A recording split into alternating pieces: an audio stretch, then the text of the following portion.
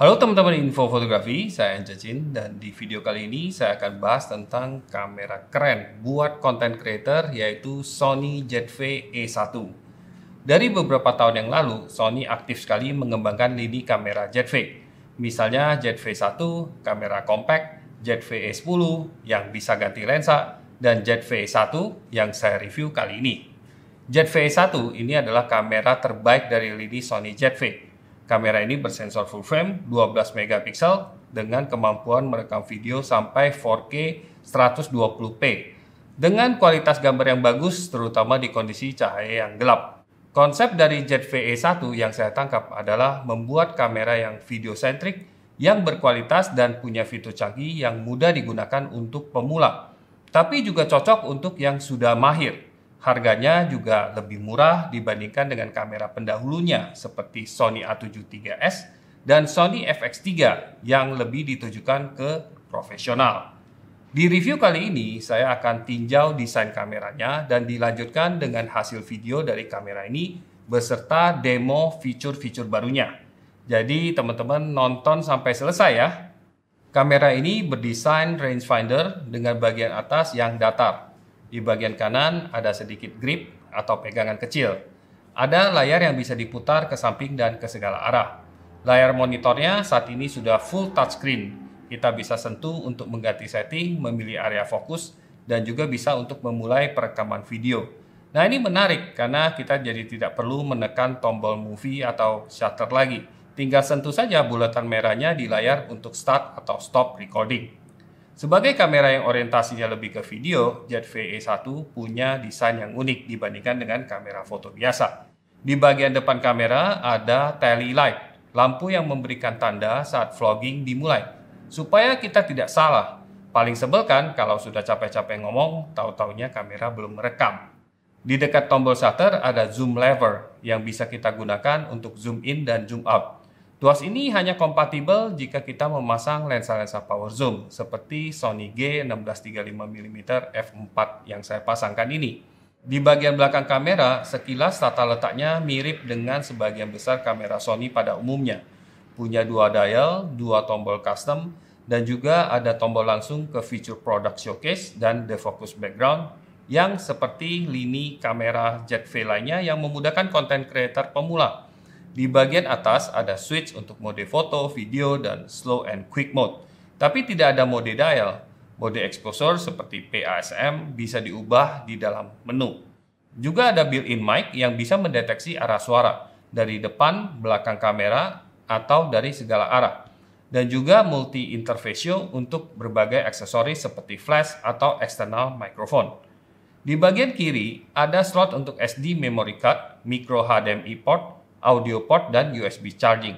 Di bagian bawah ada tripod thread dan tempat baterai. Baterai yang digunakan oleh kamera ini setara dengan kamera Sony Alpha yang profesional, NP-FZ1000 yang sudah teruji dan lumayan tahan lama. Untuk kotak packagingnya, saya lihat cukup simpel dan ukurannya kecil aja.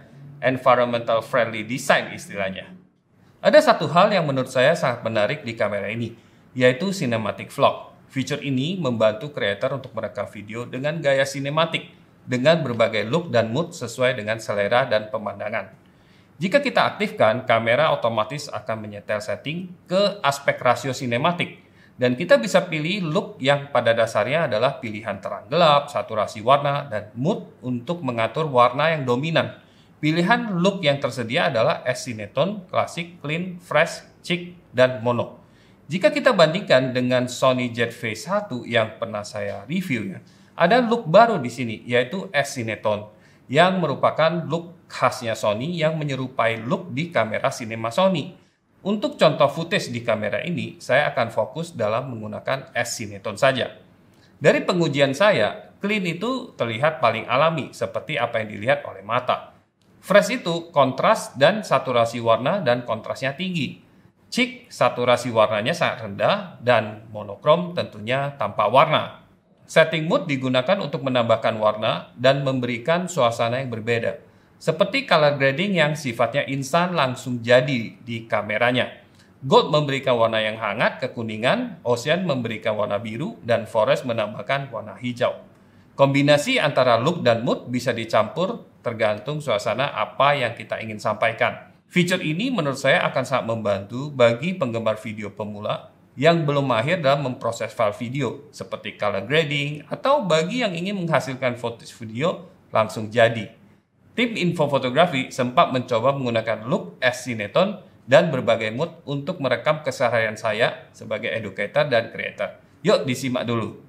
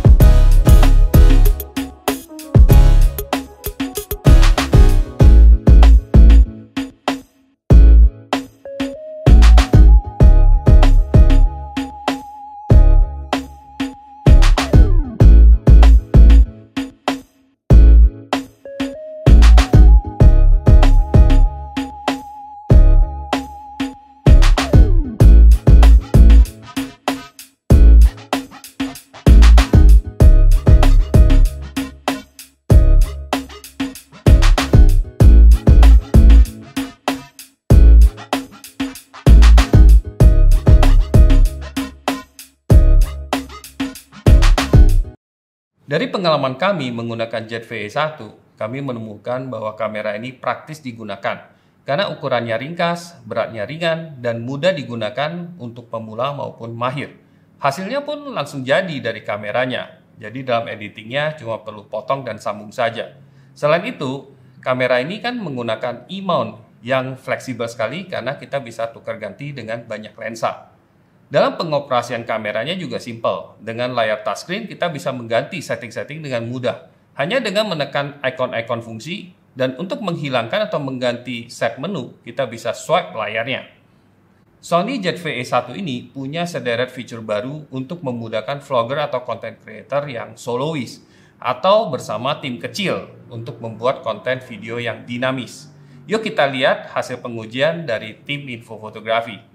Halo teman-teman semuanya, untuk membuat vlog atau konten yang menarik dan dinamis ternyata tidak mudah ya. Kita perlu perencanaan dan juga gear yang mumpuni. Apalagi kalau kita foto sendiri atau bersama tim kecil. Kali ini saya akan mencoba menguji Sony Jet VE1 yang dimana kata Sony ini bisa membantu kita membuat konten yang menarik, yang dinamis. Nah, yuk kita cobain langsung kamera ini bisa apa aja. Halo, sekarang saya lagi cobain setting Dynamic Active Stabilization yang kata Sony ini bisa lebih stabil daripada yang steady shot. Selain itu, suara yang kalian dengar ini adalah suara dari mic internal dari Jet VE1 ini yang sudah bisa mendeteksi 3 arah. Jadi saya set ke front atau ke depan kamera sehingga dia hanya menangkap suara dari saya, tidak menangkap suara di belakangnya.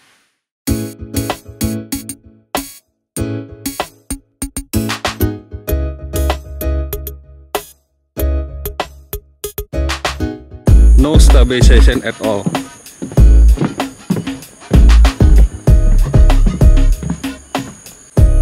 Standard stabilization.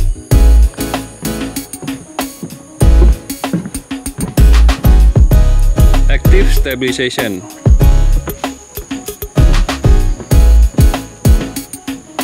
Dynamic active mode.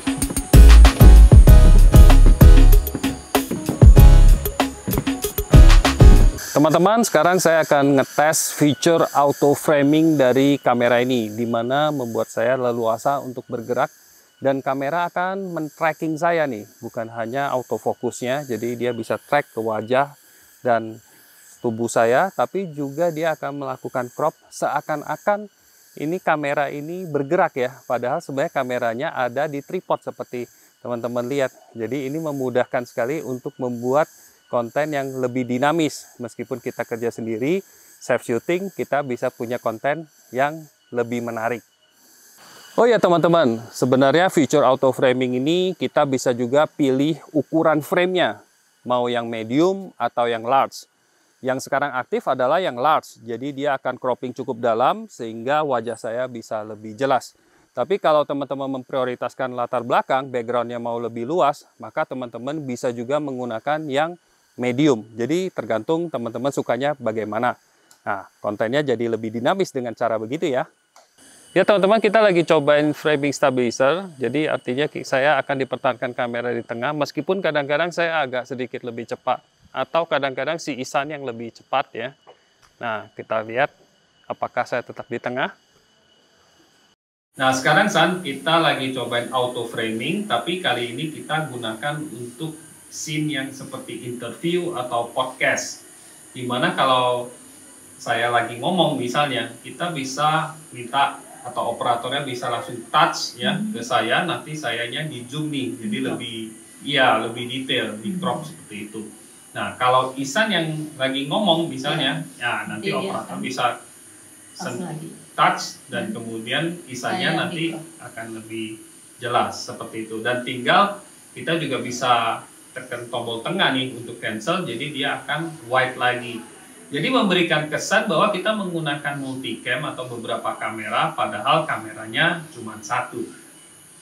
Ya teman-teman, setelah kita cobain kamera ini selama 2 hari berturut-turut, kita menemukan ZV-E 1 ini adalah kamera yang cukup compact, cukup praktis digunakan oleh teman-teman yang solois ya, yang self shooting ataupun dengan tim kecil. Karena di ZV-E 1 ini memiliki fitur-fitur yang banyak membantu menurut saya. Misalnya auto framing, ada framing stabilization, ada dynamic steady shot yang membantu mengurangi keperluan untuk menggunakan gimbal misalnya. Dan selain itu, ZV-E 1 ini memiliki beberapa fitur yang sudah ada di lini ZV sebelumnya, yang juga membantu, misalnya product showcase, background defocus misalnya.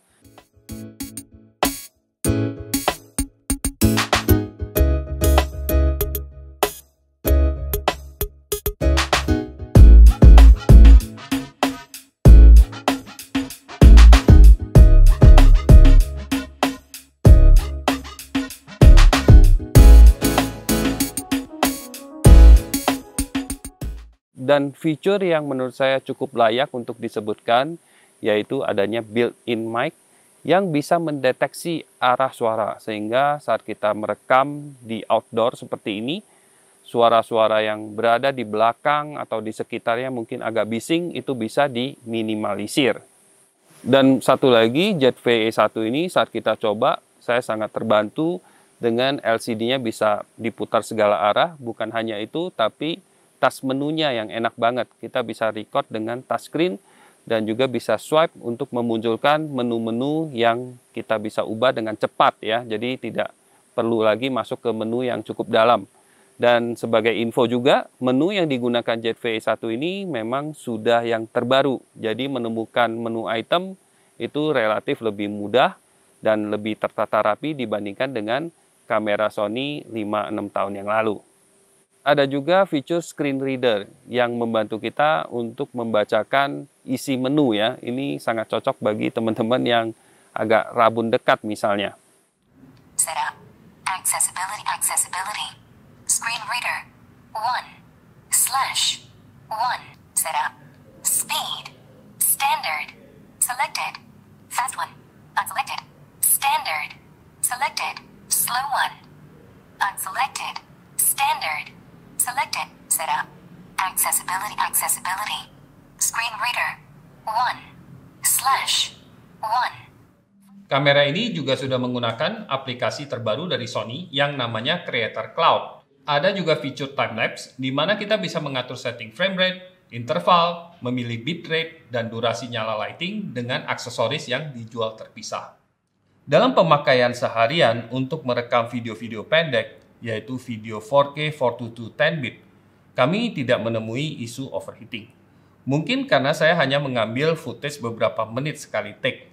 Dalam pemakaian yang terus-menerus, bagian dekat grip ini akan terasa agak panas, tapi tidak menjadi masalah. Overheat tidaknya juga tergantung pada setting kamera dan suhu lingkungan. Di kondisi suhu normal seperti 20-25 derajat Celcius, saya pikir nggak ada masalah. Hanya kalau di kondisi yang sangat panas dan jika kalian merekam terus-menerus dengan spek video yang tertinggi dengan FPS tinggi, mungkin baru akan terbatas, yaitu di bawah 1 jam. Sebagai tambahan, Jet VE1 ini juga bisa menjadi webcam untuk live streaming. Tinggal colok aja ke komputer, langsung bisa mengenali kameranya. Kualitasnya juga aman, bisa sampai 4K jika dibutuhkan.